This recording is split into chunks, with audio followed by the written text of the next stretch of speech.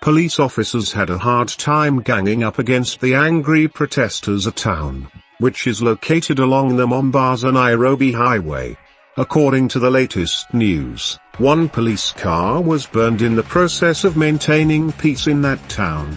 Despite the fact that the Ukambani region has been a peaceful place even in the days of protests, the situation now is totally different from what people in that place expected. Mombasa Road is one of Kenya's busiest highways and one of its backbones because many goods are transported to many areas via that road.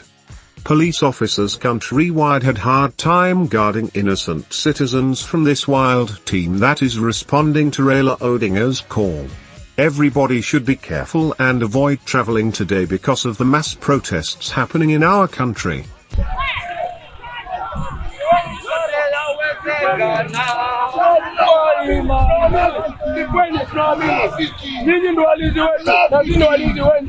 Tumechoka. Tumechoka.